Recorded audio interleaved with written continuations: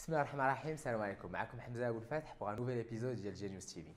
اليوم غادي نهضروا على les certificats SSL, شهادات الأمان. Alors les certificats SSL, c'est des certificats qui servent à crypter l'échange entre le client et le serveur.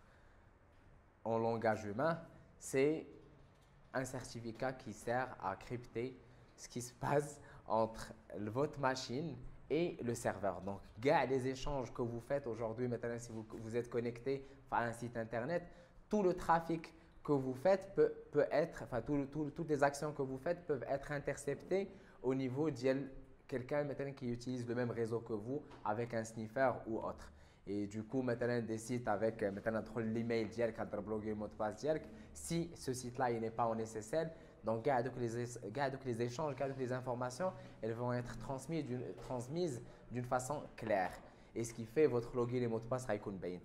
Et c'est pareil, un certificat SSL, il peut servir que ça soit un site internet comme alors un site internet l'adresse كتقلب من HTTP ل HTTPS هذيك اس كتزاد ديال secure et وكيتزاد notamment un petit cadenas au niveau ديال le site.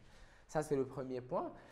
Sur un email, par exemple, on pourrait aussi utiliser un certificat SSL. Et pareil, qu'il y a le port maintenant de l'SMTP pour l'SSL, pour le SMTP ADI, comme il y a l'SMTP en SSL. Et du coup, c'est un autre port où là, on passe avec un certificat SSL qui va crypter les échanges de la machine et le serveur. Après, il y a différents types de validation de certificats SSL. Par rapport au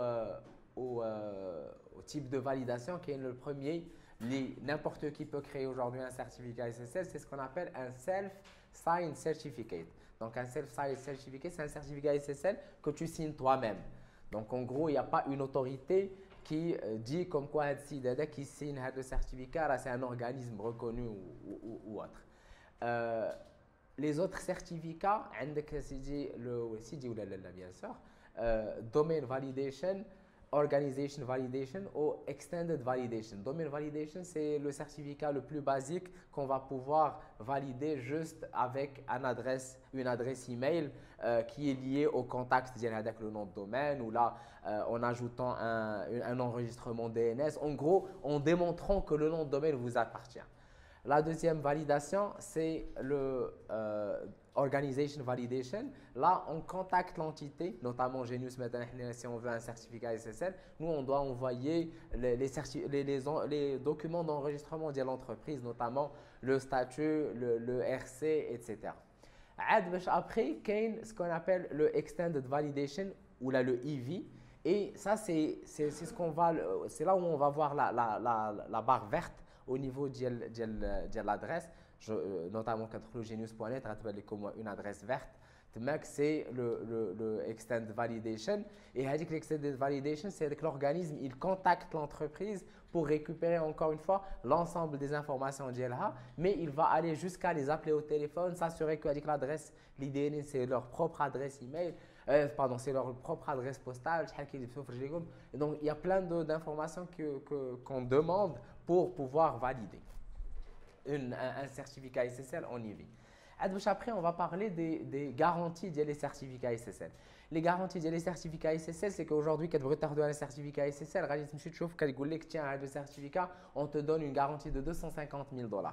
Qu'est-ce que ça veut dire? La garantie, elle sert en cas de fraude. Maintenant, si jamais un site, finalement, c'est un site pirate ou là, un site frauduleux ou autre, et il a utilisé le fait d'être en SSL pour voler les informations des clients. Et là, s'il y a des certificateurs, notamment Symantec, Comodo, Tout ou peu importe, ils disent aux clients, si jamais vous vous faites arnaquer à partir d'un site qui utilise du SSL, nous, on est prêt à rembourser jusqu'à $250,000, $1 million.